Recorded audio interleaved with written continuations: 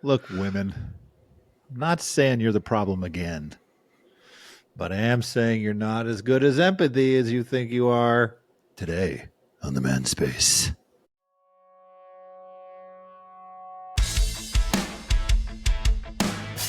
Welcome to the Manspace podcast. We're your hosts, Doctors Matt Brown and Rob Porter, and clinical therapist Mike Porter.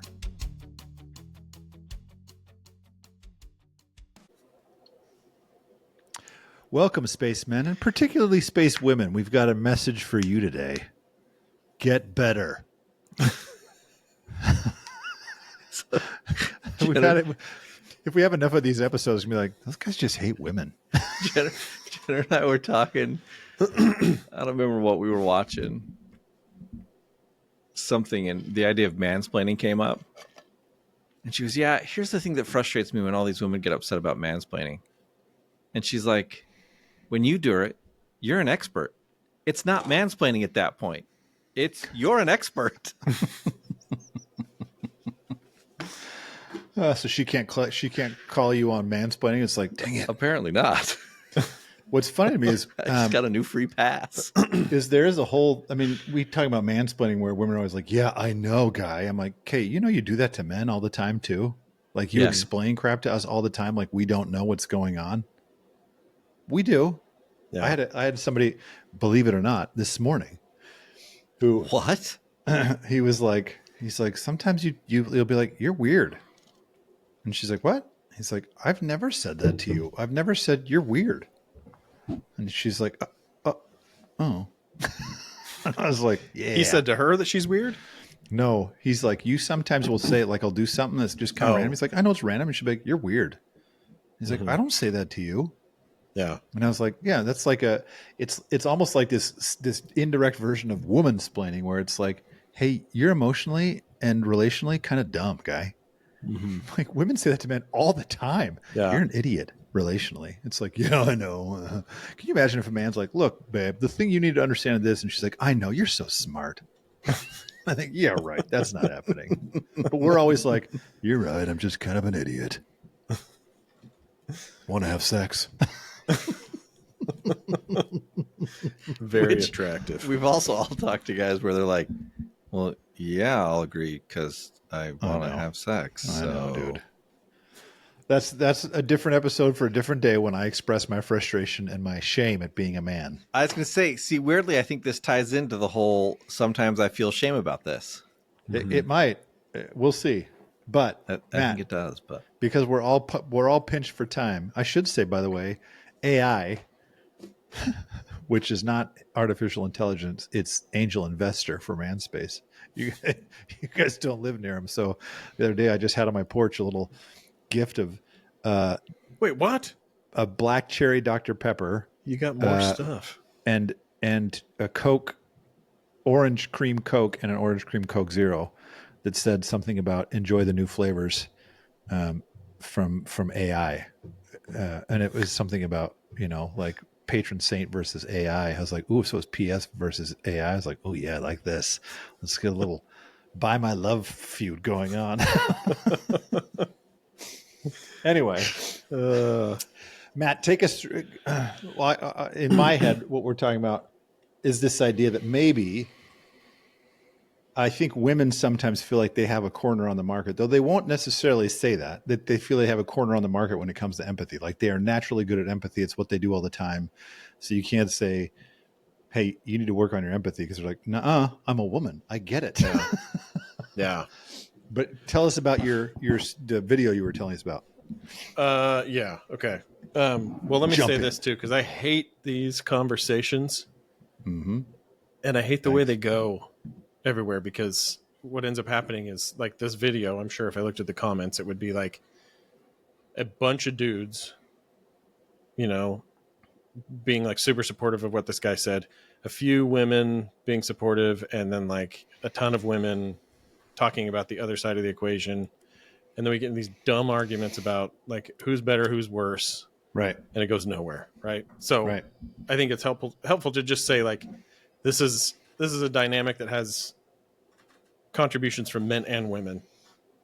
And we have heard more about like the women's experience in this, where like the man is not empathizing or he's being defensive, then we have the reverse. So like we're highlighting a part of the conversation that like doesn't get airtime, but also fits into that larger context. So like nobody's better than anybody, if that's what I'm like. This is all about people just being better because all of us are better as people. Yeah. No, and I think sometimes people couch it that way because they're afraid of like, oh, I don't want to piss somebody off. But like honestly, I'm saying this because like that, I feel like that's the only way that you can open these conversations up in a way where people are working together and something actually improves instead of, you know, just comparing wounds. So now I think get on to the part where women are worse. So no, this is I think a blind spot for a lot of women, right? Because I think whereas like when men get defensive, their blind spot is more like maybe their own emotional process with it. It's like I just react, and like I don't, you know, if you ask me like what am I feeling right now, I'm just like very surface level about why I'm being defensive. For women, I wonder if they know more about what is going on for them emotionally, and the behavior is the blind spot, right? Where it's like a man will start talking about particularly like a guy talking about his feelings about anything else, work stress or a friendship that, you know, isn't going well or whatever he's talking about, right? I think for men and women, that's a much easier place to empathize with because it has nothing to do with you. You can just be like team whoever the person is that's sharing it, right? But as soon as it becomes about my feelings about you, which most guys won't express, and the reason that I've heard them say this is I do that hesitantly because I know it's going to hurt her feelings, but I'm trying to tell her where she's upset me or hurt me or frustrate, you know, whatever. And what I anticipated happening happens right away, right? She gets defensive and starts talking about her feelings. And then I totally abandon my effort to say how I'm feeling. And there might be a little bit of a back and forth, but ultimately I abandon it. I apologize. And then everything's okay ish. But then I'm like, why? Yeah, I'm never doing that again. Why would I bring up my feelings? Like they don't matter to you, right? Enough for you to hear them and like give me space to unpack them a little bit. Cause it's like too threatening maybe to your sense of who you need to be or anyway, like I think one of the difficulties here is like when we've talked about like intrasexual socialization, right? Like men and women, like for women, like the most toxic thing you can do is destroy somebody's reputation. And so I think like they have to become really skilled at like, you know, Mean Girls is a good example where it's like, you have to be mean to somebody, but you have to make sure that nobody can detect that's what you're doing. Right. And so if I'm saying, hey, I'm really like stressed out because I feel like we're spending money on, you know, things that we don't need to. And like when you buy this, and this pretty quickly, it's like, well, that's for the kids, right? That's not for me. And it's like, well, it doesn't matter. I'm stressed. Like I'm stressed. I'm trying to express to you that like this creates stress for me. Does my stress matter? Does my angst matter? You know, and pretty quickly it's like, and again, you could play out the exact same scenario differently for guys, but I think what guys are socialized around is like, don't get pushed around, but then at the end of the day, just make sure that she's not upset. So Siri's want to join in, but so yeah, our defensiveness is probably more like here are all the good things I'm doing, right? Because my reputation with you is what I'm focused on. Like I have to be, you know, I have to be given credit for what I'm doing, and I have to be viewed positively, or else you're not going to want me or something, right? So like we go into that, but then pretty quickly it's like, oh, the way that I look good in your eyes right now is I apologize, so I'll just shut up and say you're right, I'm sorry, right? Or just shut down. But I think for women it ends up going the other way, where it's like, I have the correct perspective on this, and your feelings are probably like, just imagine saying like, yeah, your feelings probably aren't real, and you're probably just making that up in your head because that's not true about me. And so maybe you should apologize and change your perspective. And just think of like the massive process of like disincentivizing sharing openly our feelings with each other. But I don't think that's one that gets talked about in a productive way. Women just get like trashed as though they're like manipulative and crazy and blah, blah, blah. And it's like, okay, well, you made yourself feel really good talking to the dudes about it. But have you been able to talk to her about it and say, hey, when I try and share my feelings with you, like it always ends up becoming about your feelings. And then I apologize. And I hate that. Like, I need to know, do my feelings matter to you or not? Right? Do you want to hear about them or not? And for women, being able to recognize, just like we teach men all the time, the fact that he is raising an issue with you and expressing his feelings is an opportunity for connection, right? It's not about you. It's not about you being a bad person or you doing something wrong. It's about, here's an opportunity to be vulnerable and connect. So that's kind of basically what the video was saying and what my observations have been. Any thoughts? Nope. Catch us next time on the Manspace.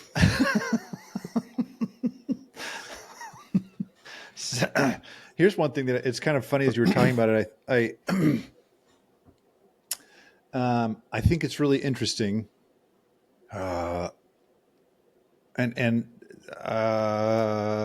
This is going to go kind of against, it's not my intention to go against what you were saying in the beginning, Matt, of like, because I agree with you totally. Like, this is not about saying who's better at this or not. It's saying, look, on both sides, people have to improve this. Yeah. We have to stop saying men are bad at this and get up to speed with women. That's not effective. It's saying, look, in this dynamic, two people are not functioning well. So let's figure out how to get you guys functioning well together as a couple. But with that being said, I do get a little frustrated sometimes, that idea that men feel like it got hijacked. Now I'll have an explanation or at least a possibility to say, here's how sometimes you may be setting it up for hijacking. And you don't know it. But I think what's tricky is when, and at least this is the way it plays out based on stereotypes, but also what I see in my office based anecdotally, that when a dude is bringing something up, oftentimes I'll see a dude bringing it up very tentatively. Like I actually sat in my office the other day with a guy trying to ask a question about like, how does her anxiety, because she's like, it doesn't affect the relationship. And I was like, but I was like, I asked him, I said, how does her anxiety affect the relationship? And it literally took 5 minutes of kind of waiting and staring, and for him to say, he multiple times, I mean, for the sake of being clean on this episode, he quietly go, "OF." Mm-hmm. And I said, "Did you just say OF?" He's like, "Yeah." I was like, is there that much weight attached to this? And in the end, he didn't even say anything bad. It was just like he was so thinking through so hard how she can respond to this, and it's not going to go well. But most of the time, most men, it's like, how do I just say this thing? And I'll kind of say it matter-of-factly. I don't want to make a big deal out of it. I don't want to freak out about it. And so sometimes I think that's why women will blow right past it, because he's trying to describe something that it's like, that she's like, he didn't say, I feel sad, like her, and he's not crying. So it's not eliciting visually. It's not going to elicit from her like, oh, dude, I didn't know. Now, sometimes they do cry. I don't mean to say that they don't, but it's different than but when a man says something and he's trying to describe a scenario, and in the process, he says something quote unquote wrong, we'll say, and it hurts her feelings, then her emotion comes out and it's like, that really hurt me. And so that's when it's like, okay. And if you muted the sound, it looks like he was being a jerk and she's crying now. As opposed to like, well, wait, he was trying to describe something. And what does empathy actually mean? Does it mean that like, I can see you're sad, so I'll connect with the sadness? Or does it mean like, sometimes I have to listen differently?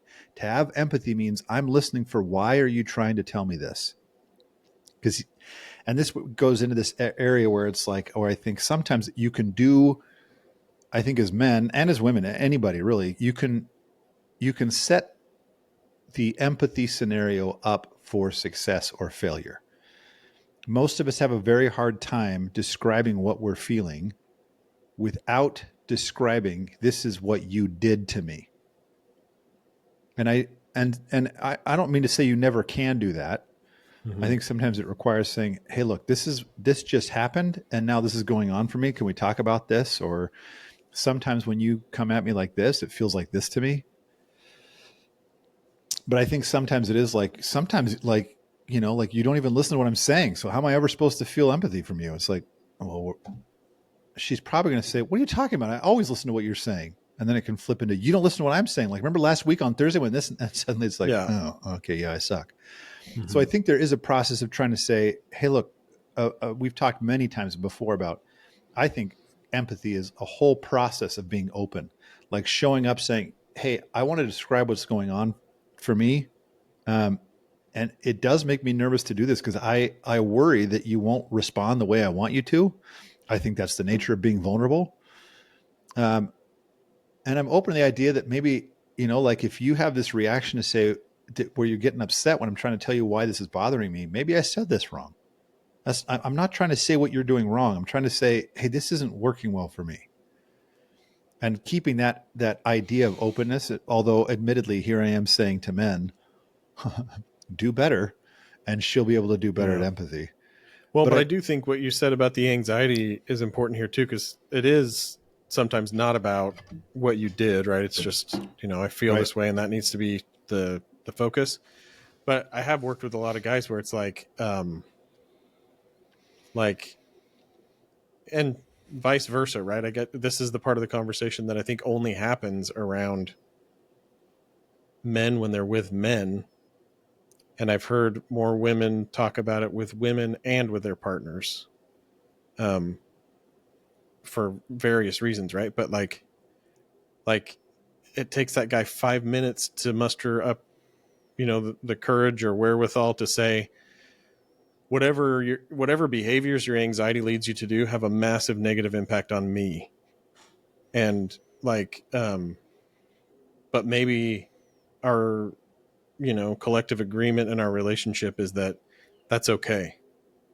You're supposed to just take it and support me. Right. And yeah, again, there's probably, you know, anytime you bring something like this up, you can hear the other side of the argument, right?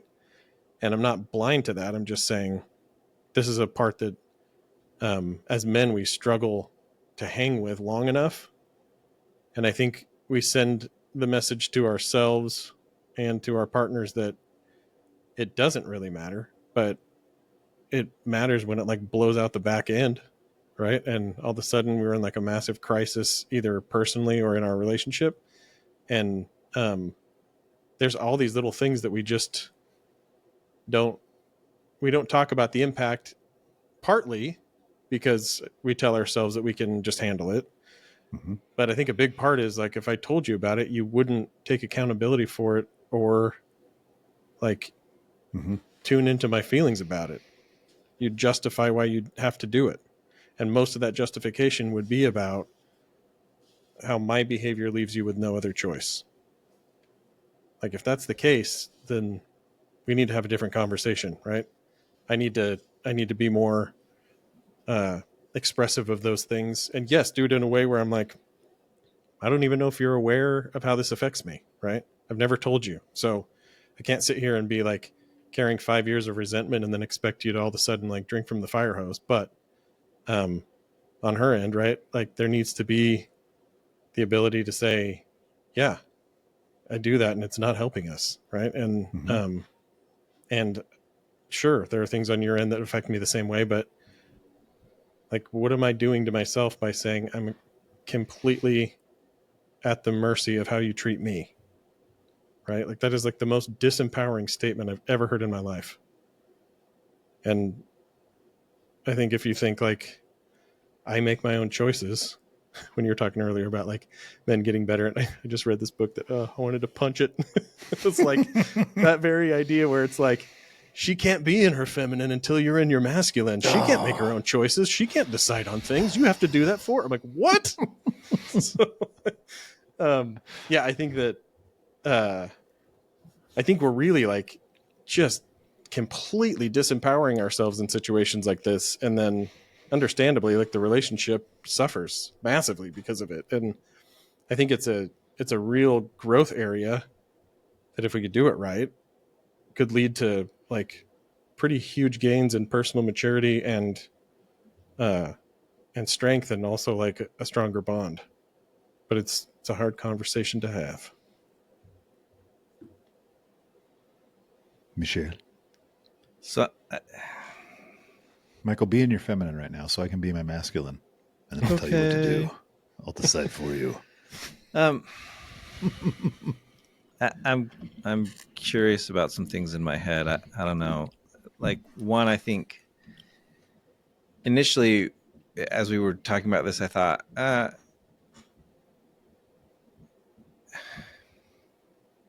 okay. So I'd be curious, like, right, he talked to these 100 dudes in this video. Oh, in the video, yeah. Right. And I think, okay, so what happens if I go and ask the same question to those 100 wives? Does your husband care about your feelings? I'm pretty sure most of them are going to say no. Mm-hmm. Yeah. Right. And I think, sure, because the issue isn't about empathy. The issue is about being able to have a conversation where I tell you, you're not giving me what I need. And now we're no longer talking about this. Can I support my friend as my friend is struggling with this thing that is unrelated to me? Sure, I can do that. Can I support my friend when my friend is coming to me and saying, hey, you suck lately? No, I'm probably going to get defensive. So, wait. No, I know. I'm Okay. using a bigger example, right? Like I'm not, there's no nuance here. I get that. But my point is, like, if you're coming to me and you're talking to me about, like, I go back to the Brene Brown video that we've all watched. Yeah. And I think, she talks about that ability to connect with somebody in their emotion and to be there with them and to not try to solve it and to not try to do this or that and to be there with them. In the example of the video she's using, the person that's connecting with the one who's feeling down is not part of the person's problem. They're just a friend who happens by and is able to connect with the emotion. Hey, I can see you're down. That really sucks. Let me be here with you. That's very different than someone coming to me and saying, hey, I have a problem with the way our dynamic is going right now.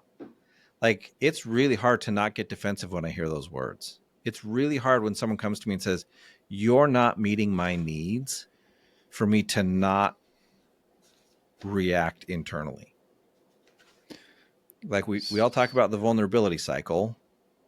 And I think, sure, that's where that comes from, right? Someone says something and it taps into one of my vulnerabilities, and suddenly I shift where I'm listening from.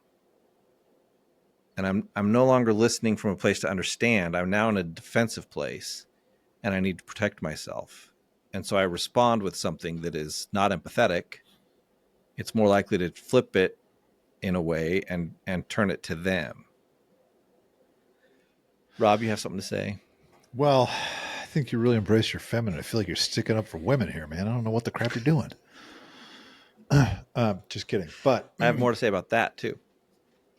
Well, here's what's interesting is, as you were talking, I thought when you said, when someone comes to me and says, hey, I don't like something that's going on in our dynamic, I actually thought it's still a conversation about empathy, because if I go to my wife and say, you're not giving me enough attention, that may or may not actually be true. I mean, Sure. I could lay out tons of situations where it's like, I was giving you all the attention I could. Right. The only thing I'm really telling my wife is, hey, there's something missing for me. Mm-hmm.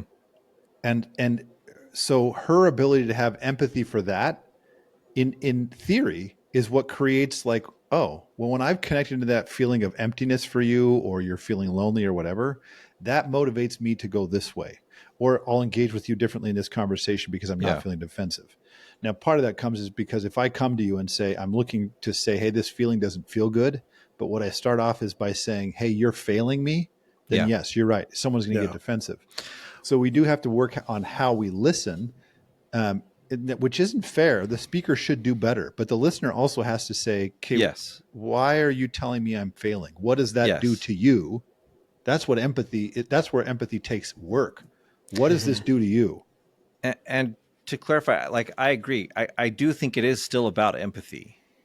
Okay. I'm saying that it's easier for me to get to an empathetic place if the problem you're coming to discuss with me isn't about me. Agreed. For And sure. that's what I'm saying. Like, There's no in this threat. example with the 1,000 or 100 guys, I think, right.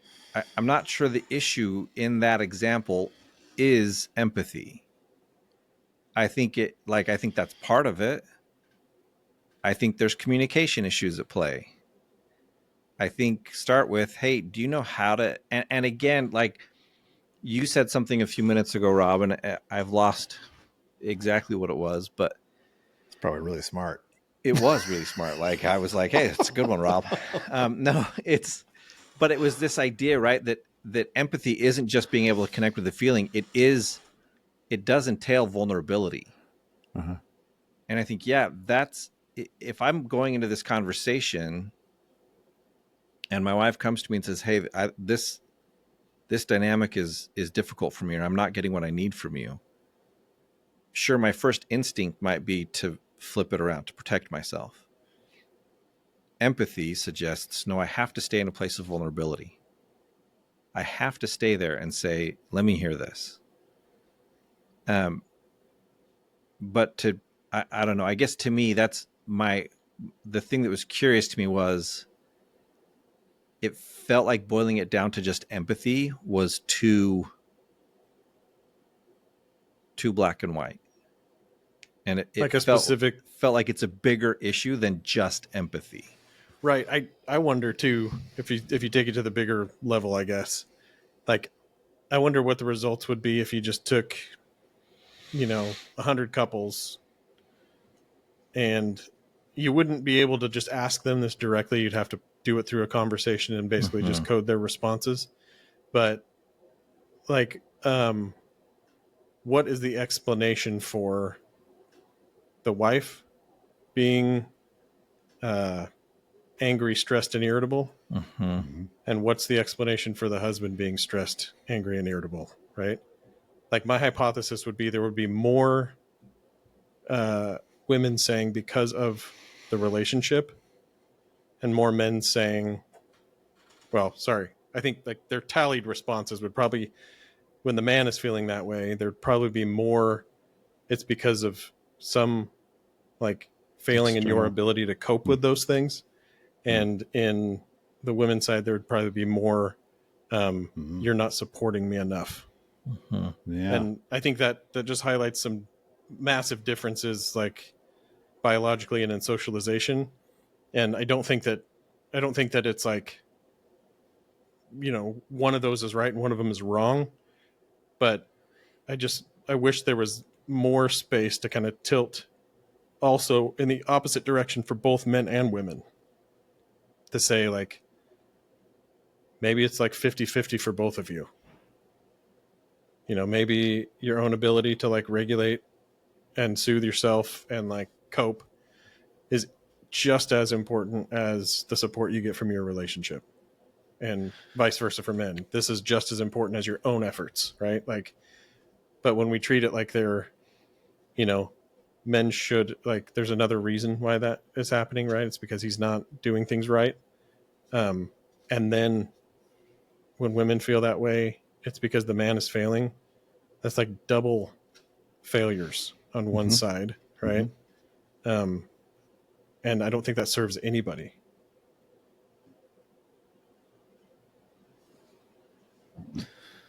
It's interesting in that context to think about like we've already mentioned many times on this show how this idea of toxic masculinity, I think the initial idea was let's root it out and then we'll all be happy together. And all it really served to do seemingly was to almost make it exponentially worse and make it so that the problem is men, reinforcing this idea, Matt, of what you're talking about, of like, here's a situation where females might. Now there's a whole scenario we could talk about too, where females will deeply internalize, like, I mean, we could talk about various kinds of, like when it comes to sex, if the male's not interested, then it's like the female really internalizes that. And this is because of me and whatever it is. But this side, you're describing this thing where it's like, she might externalize onto the male, I'm not happy because of you, and you're a failure to this, or this. And he's internalizing, which we also know men have a tendency to like drink themselves, I'll internalize my stuff. I won't share it, or until I externalize it and throw it on somebody and fight. But I think it is kind of an interesting picture. And I like to do it mostly for fun, to be like, Mike, you're getting into your feminine and now you're defending women. Cause I think it's fun to play off this idea of, it's either men or women who's at fault here, but that's the way we do things. Dumb. Yeah. It's totally stupid, because most humans actually react very similarly. That's one of the things that I remember in early grad school, I was talking about, someone brought up the Men Are From Mars book. And my professor was like, I freaking hate that book. He's like, why? He's like, humans react the same. Like, sure, there's some subtle differences in what we do, but at our core, we do similar things. Like we are motivated by the same drives. We want these connections. We want this and this. And I think, yeah, we do want these same connections. We do have different ways of approaching them. I think a lot of those are socialized into us. But the more we emphasize, well, men do this and women do this. And it's like, well, men are bad at empathy and women are good at it. It's like, well, actually, men aren't getting some of the needs met they have, and men could improve on how they seek those needs. But women, you have a part in this. Like, anyway, I think I veered off a little bit of what you're saying, Matt, but go ahead, Mike. Well, I was just going to say, like, as you were talking, as you brought back up toxic masculinity, like, I wonder how much, because one of the things, right? Like, I think if we were to sit across from women we've worked with or our wives and said, hey, would you consider empathy as strength? Like, I think if I asked Jenna that question, I'd get a sincere response. Yeah. Yeah. Like she would be like, oh, I don't know. Right. Like, or I think I struggle with it in these situations. I think, again, if you ask, the stereotype says, yeah, women are more empathetic than men. Yeah. But compare yourself to me, who's more empathetic. Right. But then I think, right, like if you walked up to a dude and talked about toxic masculinity, an individual might say, no, that's not really a thing. Like, I don't have that issue. But then if you said, well, is it an issue for men? Oh, yeah, probably. Yeah, and so I just wonder how much these stereotypes that we have feed how we interact. Right? If a woman is coming to a man thinking, he's not as empathetic as me, and so I have to really drive home what's missing for me, because he's not going to get there if I don't. And do you know what I mean? Like, the man assuming, well, she's more empathetic, so I should be able to just kind of skip a few steps. Yeah, right? She'll get or it. Whatever. Yeah. And it's like, no, maybe don't assume your wife is empathetic. Maybe don't assume your husband struggles with toxic masculinity. I mean, unless you know he does, but do you know what I mean? Like, maybe don't make the assumption. Just interact with them as though you have to explain your feelings. It's actually a really interesting point to say there is. This isn't true for all women or all men, but there is. If we buy into those stereotypes, how do you enter the conversation to begin with? Will women automatically think, I am better at empathy than you are? I listen better than you do. I hear that a lot. Like, I'm a better listener than he is. I'm like, I don't know. He's like, just this morning, I'm saying, well, actually, I think he was trying to tell you this. And he's like, yeah, I was trying to say this in this way. It just sounded too logical, but I was trying to tell her this. I was like, okay, yeah, we got to work on how you tell her that. But I think as soon as you enter this conversation, it's like, I think what I like about what you're saying too, Matt, if I mix it with Mike's point here, is it's like, hey, assume that you could improve. Yeah. Like, I could be better at empathy. Yeah. I could listen better. Help me. Even if I think I'm really good at it, I don't know how it meets you. So you tell me. And we've talked about that before. Yeah. Yeah, the only person who can tell you that you're good at empathy is the person who you are listening to. Yeah. You can't say, I'm good at empathy. They'll be like, well, you're not getting it. So no, you're not. So I think it's an interesting thing to come in to the thing saying, hey, I could be better at this than I think I am. And Yeah. you have to teach me how to do that. Yeah. And to your point about Mars and Venus, I had the same thing. Professors say the same thing, right? And Yeah. like as I did more like presentations and stuff on particularly like men and connection and things like that, I think the reality is it's like two overlapping bell curves, Mm-hmm. and there is a lot of shared Mm-hmm. experience, and But- that's maybe what we're talking about here. Like both Yeah. men and women really need to be able to say what they think and feel, and like experience empathy and understanding from their partner, right? Mm-hmm. And there's also at the ends of those curves some really distinct biological and social differences that we can't ignore, right? But when you're camped out in either one of those places, either like the overlap or the extremities, and you just interpret everything through those lenses, then like basically you're missing like a massive piece of the puzzle. Mm-hmm. And I think generally speaking, we don't know how to live in both worlds, where it's like, Yeah. we're exactly the same and very different, right? Like, and I'm not going to feel 100% like myself if my uniqueness and differences aren't a part of our relationship, and I'm not going to really feel connected to you if that shared space isn't a place where we connect regularly and we relate to each other. But yeah, and to your logic comment, right, where it's like oftentimes that just gets like, oh my gosh, Yeah. it's always about logic, and it's like the only reason that's a problem is because it stands in the way of another good, which is his emotional connection. But those are two good things. Like, Right. If you can receive it, you can receive his Right. logic as emotional connection. Mm-hmm. yeah. Or like his logic is really important when I really, at some point I want to do an episode where like 4 categories of emotions and how to deal with each of those different things. Cause I think, again, we just do this black or white thing where it's like, emotions matter all the time, or emotions never, no one cares about your feelings. Right. And it's like, I definitely think there are certain emotions that are pretty much never helpful. Right. Yeah. Like, fear in most of its forms, right? Right. Yeah. Never really helps. And then there are other emotions that guide you, right? And are like the actual way through a process, like grief, right? And then there's situations where you're in a couple relationship where absolutely one of you needs to tune out to your feelings and tune into your head, because a decision needs to be made right now, right? And we have to move forward. And I think like, instead of saying like right now, like your logic is getting in the way of what's needed right now, right? Not you're wrong for being so logical, right?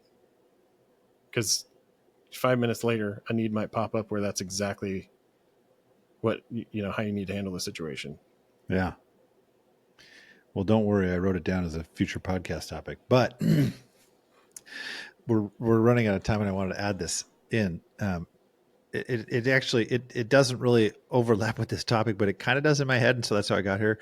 We've talked about before, and this is where I think these overlapping curves are, or bell curves.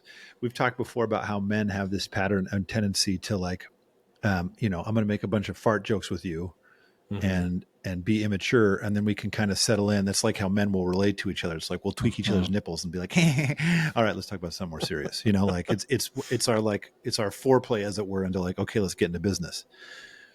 And I was watching this because this couple, I watched it on a TV show the other day. It was Psych. It was Gus and Sean, and I was like, oh, they're just doing the 13-year-old because Juliet or something. I was like, why do you guys do that? And I was like, because that's how they connect in before they settle, and they settle all the time on that show. But I was watching, and this couple this morning was talking about it.